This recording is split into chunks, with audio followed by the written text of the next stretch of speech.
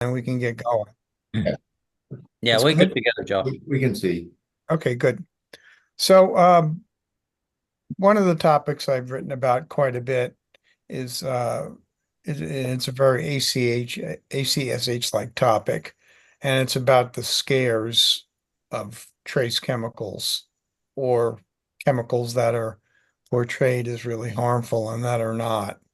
And one of the other old ACSH topics is relative risk and how the non-scientific public is just absolutely terrible at gauging relative risks. So uh, this is a good example of this, of how people will be terrified of a Diet Coke, but will have a rum and Coke in their hand when they're telling you that the Diet Coke is going to kill you. So it turns out that if you look at the ingredients of a Diet Coke, which has a little bit of aspartame in it, compared to the ingredients in a glass of rum, alcohol, by far the alcohol is more carcinogenic and more dangerous. And I've got a bunch of slides that will show that. Can you convert that to full screen, Josh, so they're bigger within the PowerPoint presentation itself? That's what, let me see. Thought it was one of the F commands. Slideshow.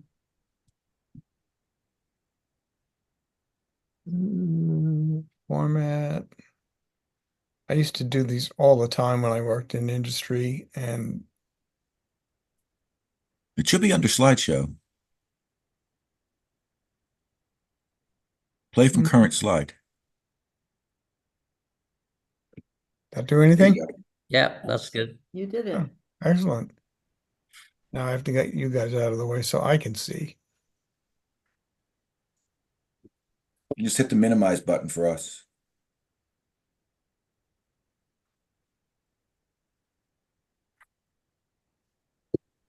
No, that was the maximize button. Okay.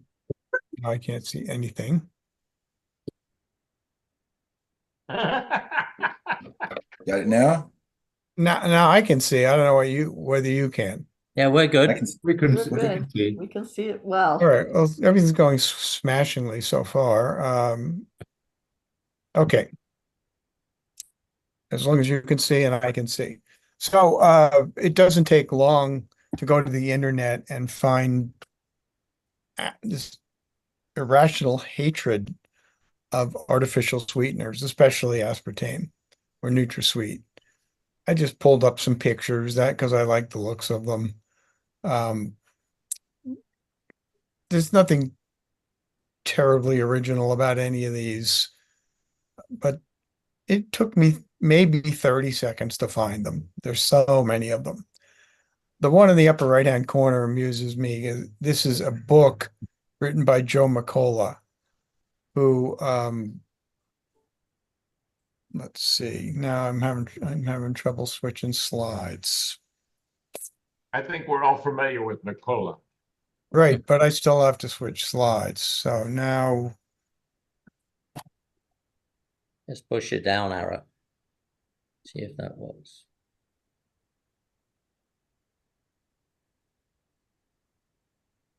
no. Damn it.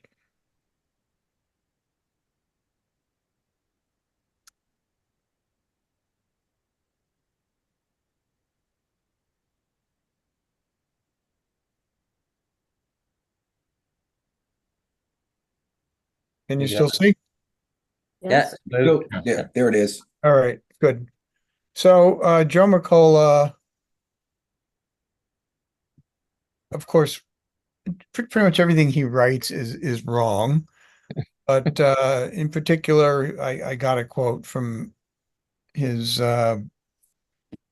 take on formaldehyde and NutraSweet, and he gets about half of everything right, which is kind of scary because it makes him look like he knows what he's talking about.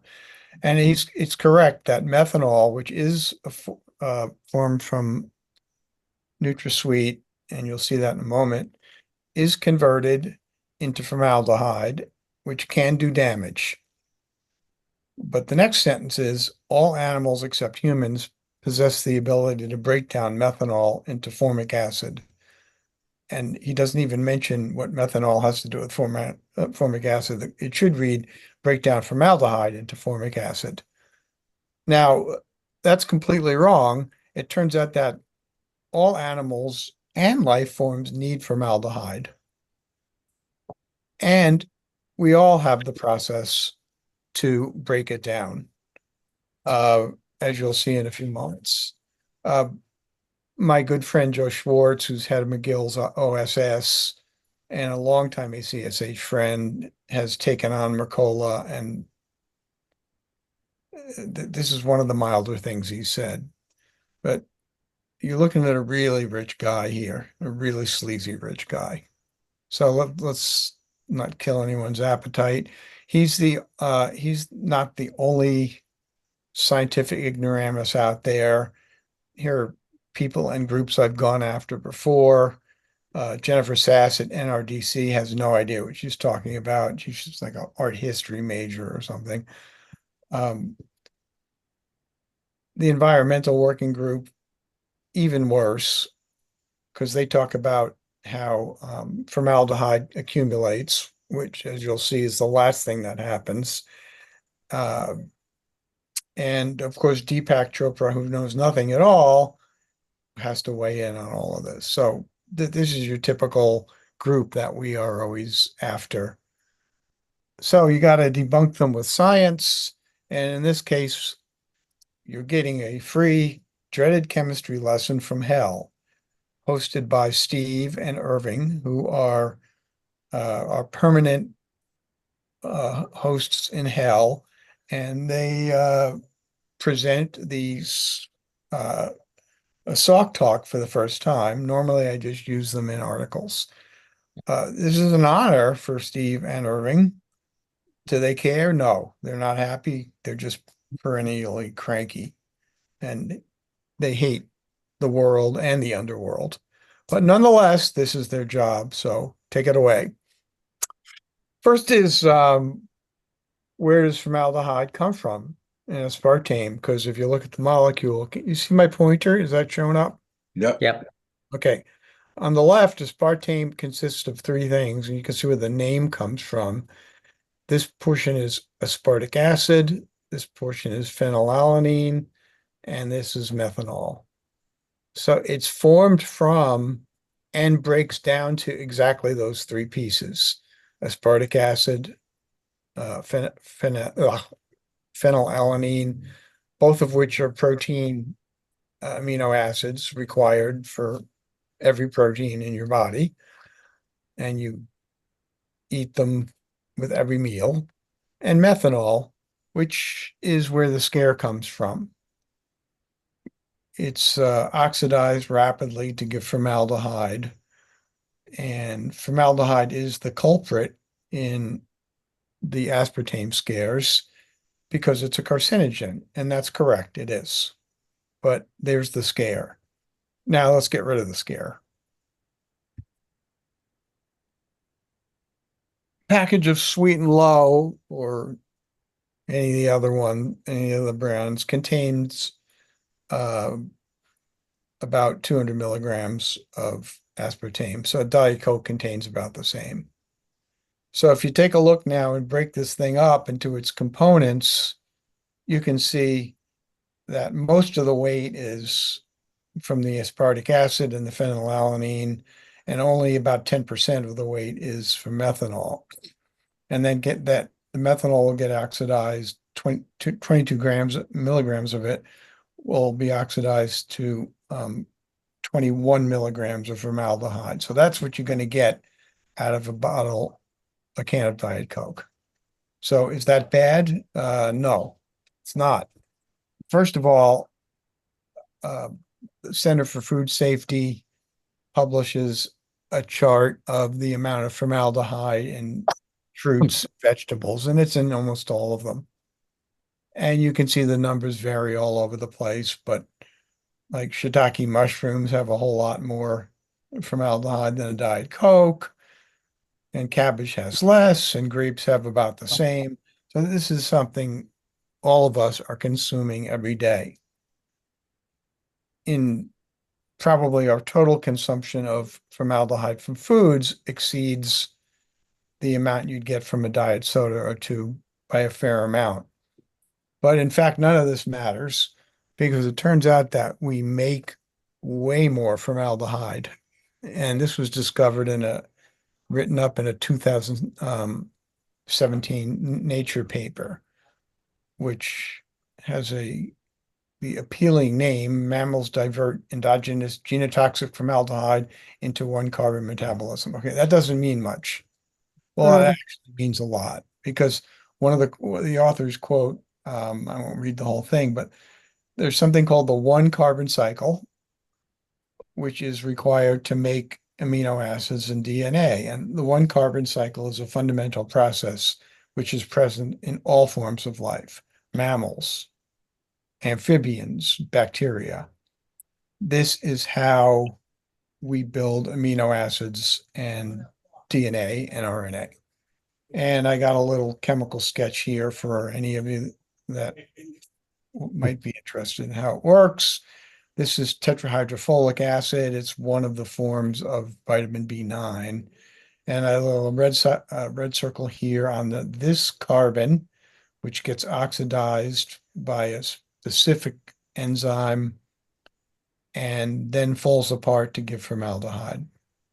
So your body's making it. Why?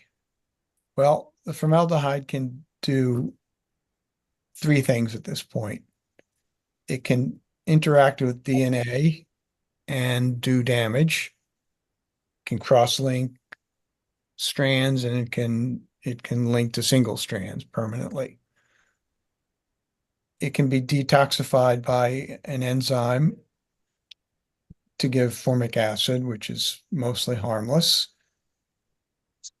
And then the formic acid is then incorporated into some DNA bases. And here's adenine. And you can see that there are two formaldehyde units used to make adenine. That's the only way you can make it. And this was all proven by radio label experiments. So formaldehyde is biosynthesis in the body. It makes DNA bases. It makes amino acid. And there's a unique enzyme specifically for this purpose and only for this purpose called formaldehyde dehydrogenase. So why would the body make it if it was that poisonous? Well, it turns out the body's pretty smart because it makes it, it uses it, and then it gets rid of it.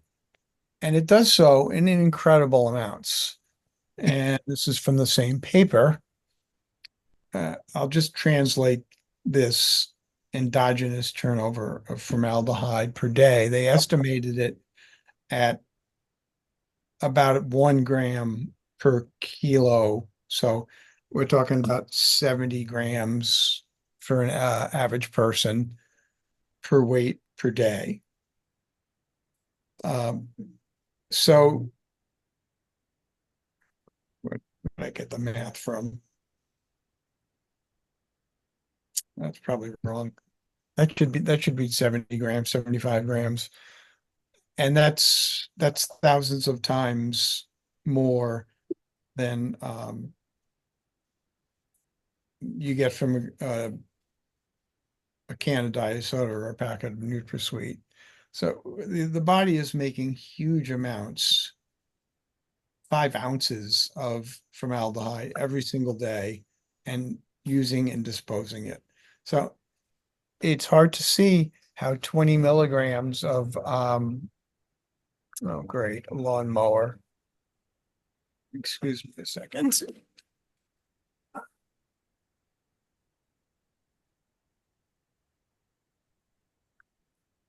It's really hard to see how 20 milligrams of formaldehyde that you get from a soda is going to do any harm when it represents a fraction of a percent of the amount of formaldehyde that your body is making and using every hour and every day. And in terms of the claim of it being accumulated, it doesn't accumulate at all. It's got a half-life of a minute. So it's disposed of very quickly. So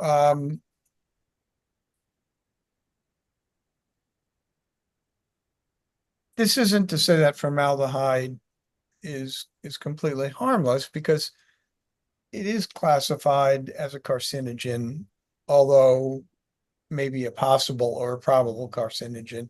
But just knowing the molecule and what it does to DNA, I'm just going to say it's a carcinogen.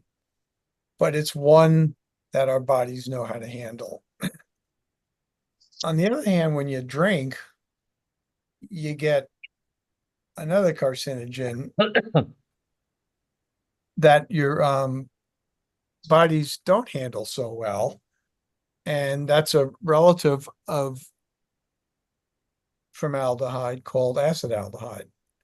And there's a two-step process in the metabolism of ethanol through acetaldehyde, and a second enzyme that converts acetaldehyde into acetic acid. So, assuming I haven't screwed up the math again, which is possible, because I do it pretty much every piece I write. I make some math mistake and some dope catches it. But well, actually, that would make me the dope, because I made the mistake. But there's about 2 ounces of alcohol in a drink, and that will be converted to 44 grams of acetaldehyde. So that's thousands of times more acetaldehyde out of one drink than you get in a diet soda. So if you're drinking, 5 drinks at a party, you're getting 10,000 times the amount of acetaldehyde as you do formaldehyde from a glass of juice or a Diet Coke or a pear. That's a lot of a carcinogen there. Now, acetaldehyde is somewhat less reactive than formaldehyde. So, and it's probably slightly less of a carcinogenic molecule, but it still is, and you're talking 10,000 times more of it. Where's the proof? There's plenty of it. There are 20,000 cancer deaths per year that are attributed to alcohol consumption. And this is only alcohol consumption. This is on top of or added to other cancer deaths. And the numbers globally are huge. I believe this is a WHO statistic, that there are 740,000 cases a year. That's 4% of all cancers from alcohol worldwide. Think about it. 4% is a lot. You think of cigarettes and some of the other stuff, asbestos and other carcinogens or cancers that are not necessarily formed from a carcinogen, formed from mutations in the body. That's an awful lot of cancer from drinking. And globally, that turns into 3 million deaths per year attributed to alcohol. That's both from cancer and liver disease. And I'm sorry, that three, what did I do here?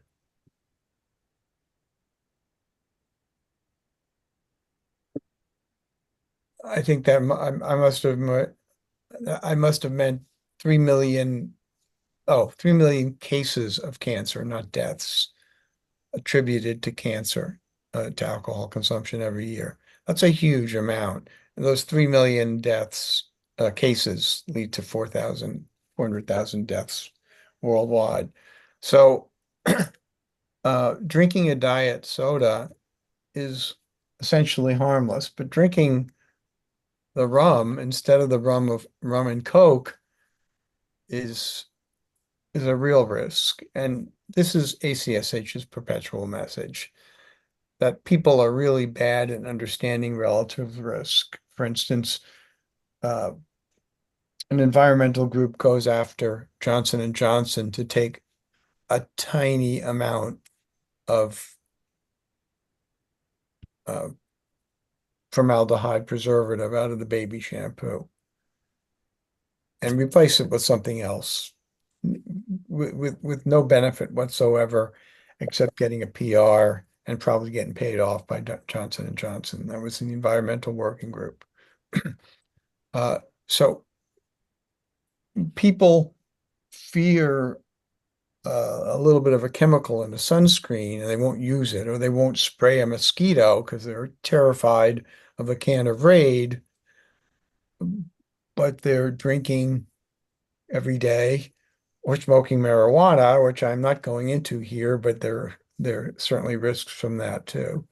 And we did our first video on Big Fears, Little Risks, which is precisely what I'm talking about with Walter Cronkite in 1989, and another one more recently in 2019, which has been, let's just say, a little less successful.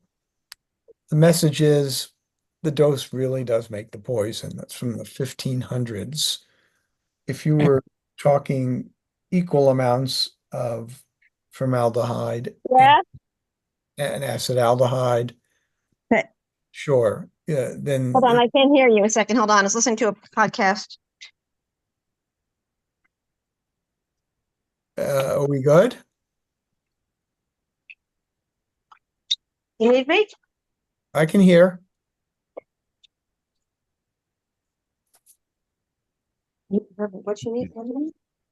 Look what she's doing. She can fall. I don't know why. I don't know if she's tired, but she's doing this. You know, she doesn't want to walk.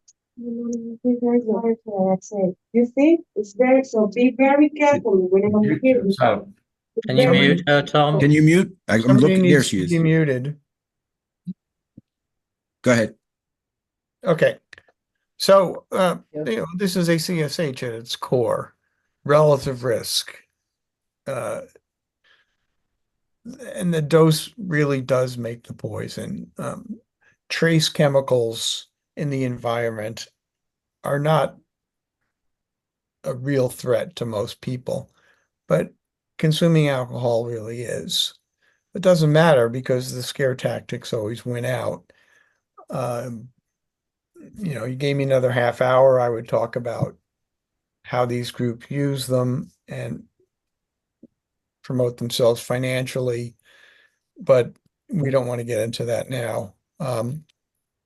So the take-home message is the things that you hear scares about, whether it's BPA or phthalates or any of the other nonsense that these environmental groups are coming up with, they pale by comparison to just drinking alcohol, which is even considered healthy or at least benign to most people. But scare tactics are based on faulty science. People do not understand it. And Steve and Irving hopefully have attempted to correct this. And if anyone is still awake and wants to talk or ask a question or two, both of them would be willing to discuss whatever matters with you. That's all I have for now. Josh, you want to take down the PowerPoint? Yes. Thank you. Hey, Josh, very interesting. Thank you, Mitt. I enjoyed the article when you first wrote it, and I learned a few more things out of the talk. Actually, I came across this issue of formaldehyde back when I was at Gilead, and we were developing this drug called tenofovir disoproxil. I know it well. The disoproxil part actually also releases formaldehyde. Of course. And it was obviously an issue of concern, and we had to write up a report for the FDA to put it in context so that they would approve the drug. But I think as you say, it's because it's a normal constituent of bodily functions, and clearly we're making a lot more formaldehyde than we're ingesting, then it becomes insignificant. Agreed. Tenofovir was a prodrug. What, it had an ester with an OCH2 in the middle, and Yeah. released formaldehyde when you It's hydrolyze the ester. activated ester, yeah. So that's if you put regular esters on there like methyl, propyl, whatever else, you for tenofovir, because the phosphonate has two free oxygens that you need to mask. If you cover them both with, say, something like a propyl or an ethyl group, you can get one of them to come off, but Right, the other the second one doesn't. doesn't come off. Yep. So Yeah. unless you go with an activated ester, you really don't have a chance. Were you a co-inventor of tenofovir? No, I was one of the early people who suggested that we make prodrugs of the phosphonates, though, and I'm on the paper that gave the first examples. Well, then you were. That's a really important, it's one of the most important drugs in the world.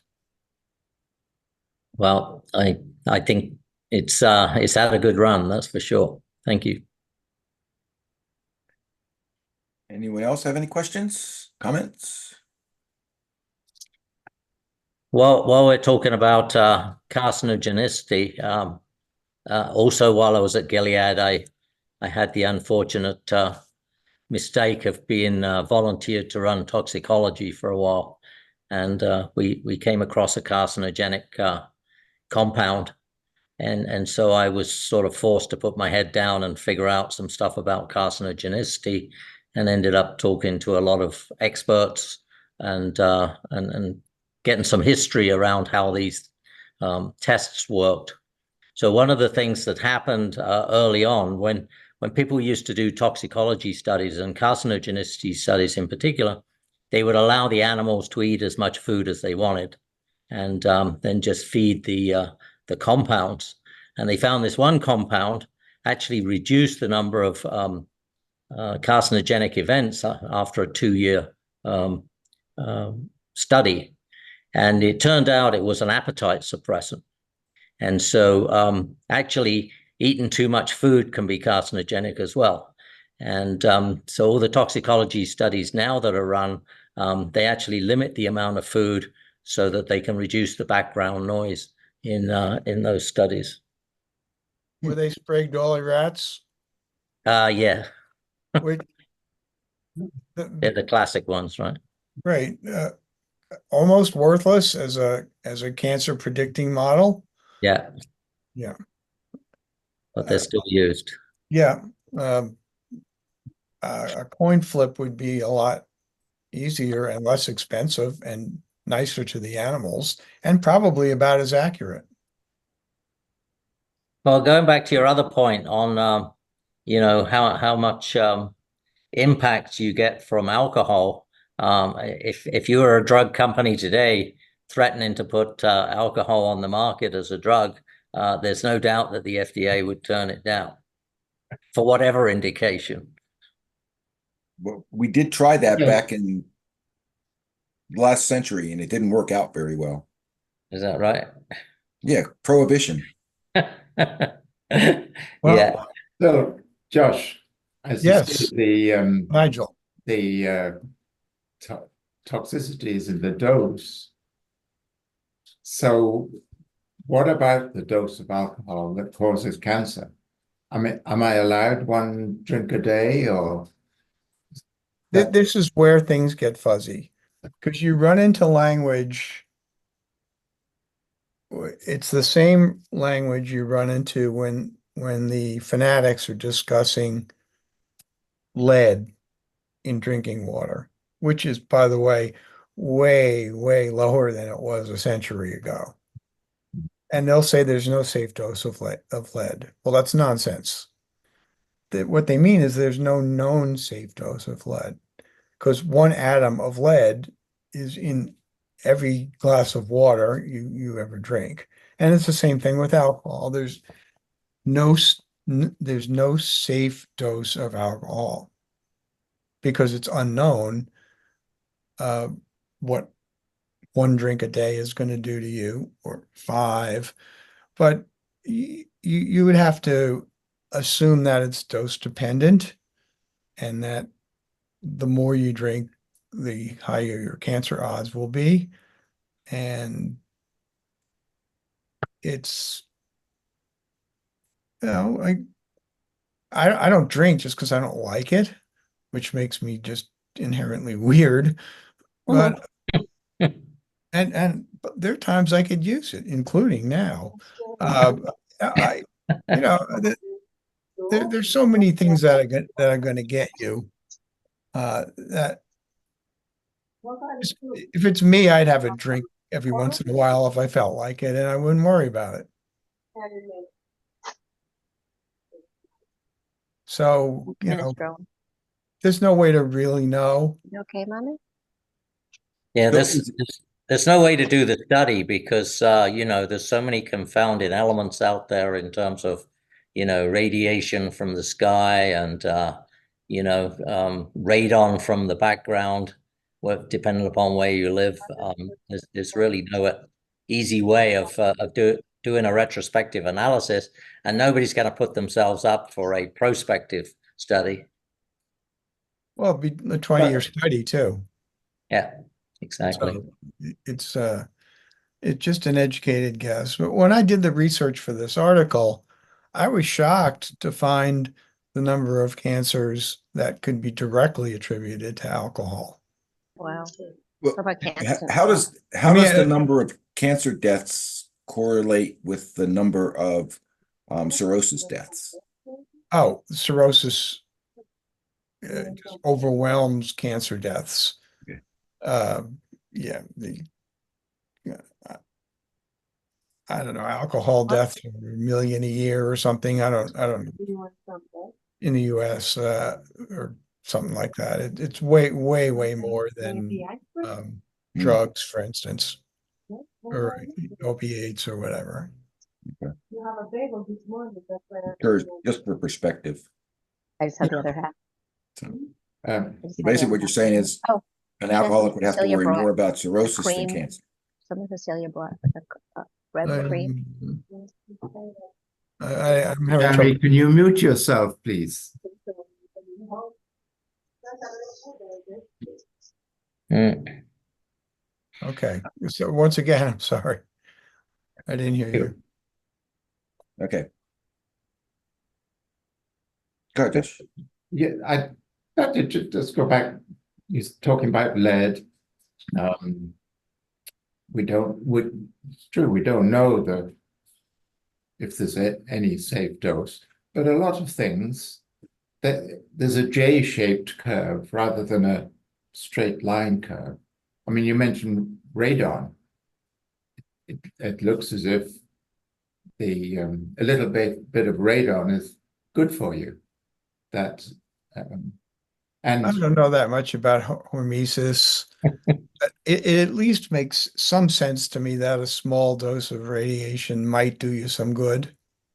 but I mean, lots of things that we eat have this J shape. Look at iron; it's essential, certain amount. Sure. It's toxic if you have too much. Yep. Especially in children, and there are lots and lots of things like that. Yeah. Well, this is the other thing around, the whole issue of dose response relationships, not only with oncology, but with a lot of things. For many years, people thought it was a linear relationship and never took into account the fact that there could be a threshold effect. And yet we know many compounds are actually detoxified by the liver, and so you can take in a certain amount until you overwhelm the ability of the liver to detoxify the compounds. And the classic one there is acetaminophen. And you know, Definitely. once you overwhelm the system, basically it's toxic as hell. But up until that point, there's really no bad effects. Except it doesn't do anything. No, I mean, I'm not saying you should Right. take it, but it was just a good example of a threshold No, effect. that's true. It It, might it, not. it goes from useless to harmful if you take enough. Exactly. On the rare occasions I have a headache, it works great. Thank you. It does. And I will send you my literature review on the efficacy of Tylenol. And I even with my diminished capacity, I even remember these numbers that uh, the one really solid Cochrane study on acetaminophen showed that 59% of people who took it got relief from a headache within 2 hours, as did 49% of the placebo. So it works on 1 of 10 of you for a headache. And that's about it, aside from children's fevers and probably some synergistic value with NSAIDs. Tylenol is, I can't find any use for it whatsoever. And I'm not talking about in my body, I'm talking about in the literature. Yeah. It's a really terrible drug.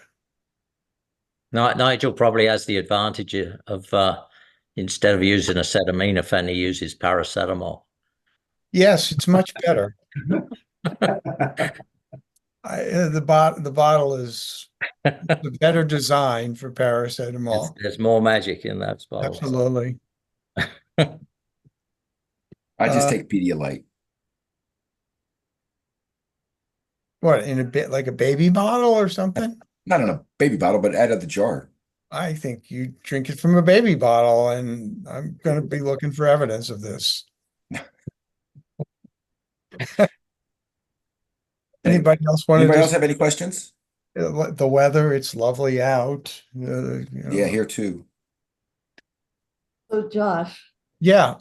you don't take Tylenol when you don't drink anyhow, so you don't need it. But what do you do if you have a headache? Is there anything that works?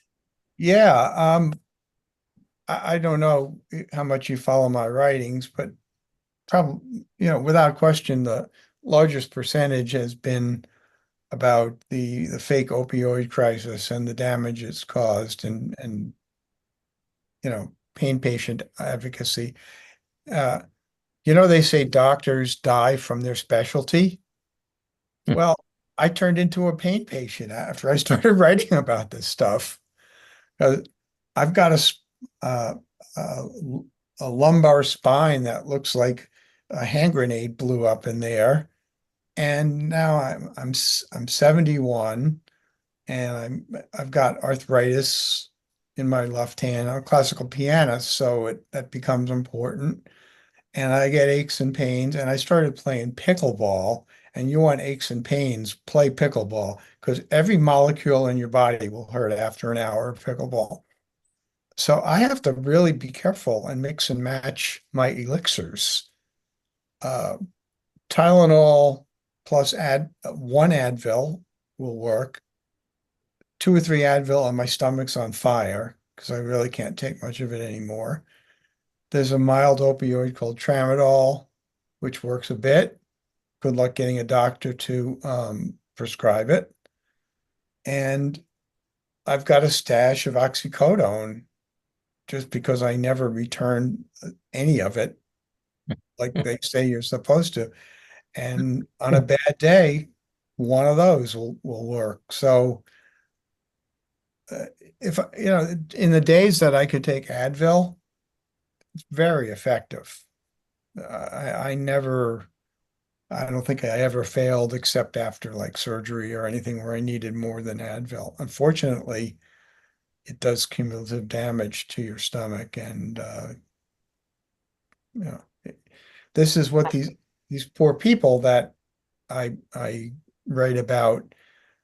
My level of pain is a 2, maybe going to a 5 after pickleball, but they're living in an 8 or a 9 all the time and trying to manage with non-opiates like gabapentin and just terrible stuff. And most of them can't take any NSAIDs anymore because their stomachs have been destroyed or their kidneys. So the whole thing of pain relief is very complicated and it's a serious problem because all of us are going to be in pain at some point, and it's not even a matter of whether you'll get the what's necessary to treat it.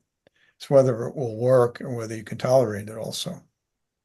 So I play chemist when it's time to treat my aches and pains, and it's only partially successful.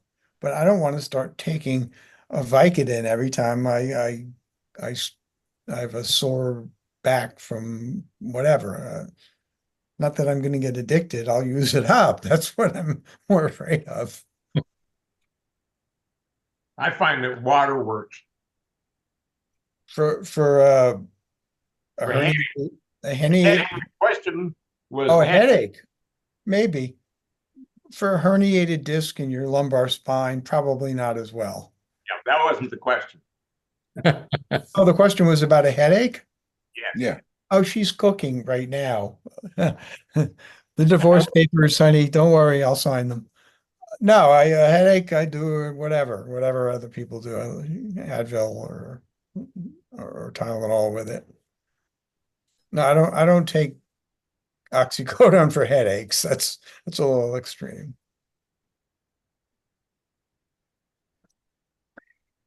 Anyone else? Anything further from you, Josh? Oh, I thanks for listening, and it was a interesting discussion, and I was happy to be able to show some of what we do. Okay. Thanks, Josh. Thanks, everybody, for joining us. Thank you, Thank you, Thanks Josh. a lot, Josh. Bye-bye. See you later. Bye-bye. Thank Take you. care. Bye-bye.